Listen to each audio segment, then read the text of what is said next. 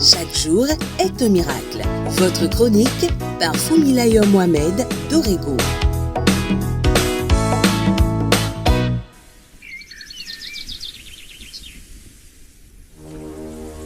Hier, nous avons parlé de la loi de l'esprit.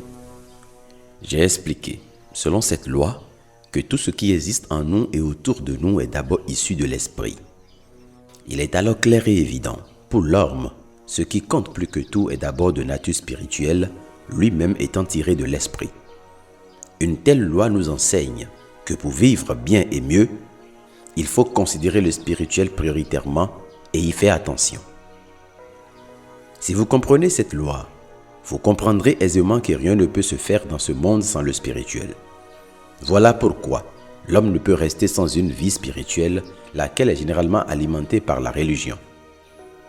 Vous devez apprendre à utiliser toutes les facultés de votre esprit et vous devez apprendre à puiser de l'esprit pour rendre manifestes vos désirs. Et en poursuivant cette série et celle à venir, je vous livrerai certaines clés. Avant de continuer avec la seconde loi, je vous exhorte donc à créer et à nourrir une vie spirituelle régulière.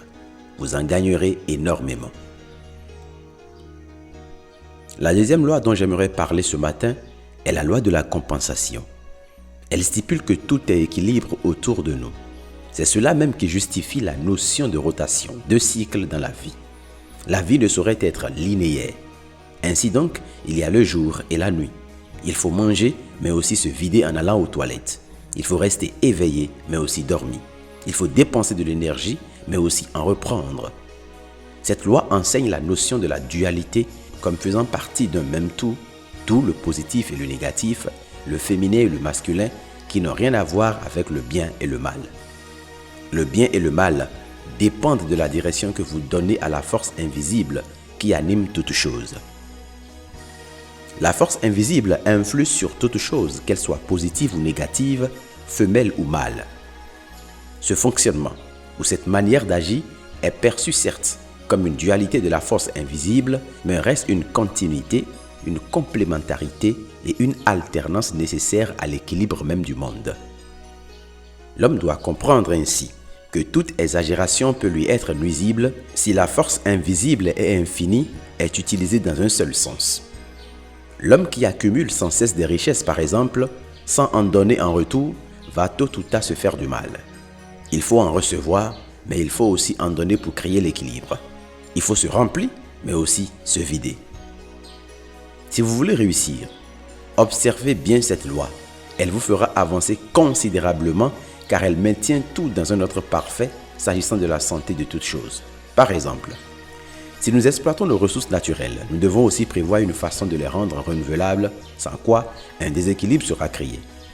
Si nous déposons les déchets sur la terre, il nous faut prévoir aussi des méthodes pour rendre cette terre de temps en temps propre, sans quoi le déséquilibre se fera voir d'un moment à l'autre. L'état de notre monde le prouve déjà bien. À vouloir empêcher la pluie de tomber parce que les voies doivent être construites, nous avons créé des déséquilibres environnementaux majeurs. Si la loi de la compensation était respectée, non seulement il ne fallait pas empêcher, et si on l'avait empêché, on devrait aussi prévoir un mécanisme pour provoquer plus souvent la pluie afin de combler le déséquilibre. Cette loi va jusqu'au matériel. Si vous utilisez une machine à plein temps, sans prendre le temps de faire le ménage, l'entretien à certains moments, cette machine finira par céder. L'équilibre est donc une notion fondamentale. Grâce à cette loi, rien n'est linéaire.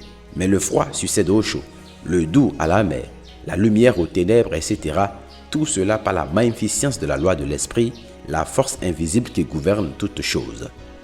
Cela ne signifie point qu'il y a deux forces qui agissent dans l'univers comme on tente de le peindre, tantôt en bien, tantôt en mal. Une seule force existe et c'est l'homme qui la dirige, soit vers le mal, soit vers le bien. L'homme devient donc responsable spirituellement de tout ce qu'il fait, d'où la loi de la réciprocité des effets que j'aborderai demain. À demain. Merci de contacter le numéro +229 66 92 09 09 pour participer au groupe restreint de discussion ou pour rejoindre la liste de diffusion.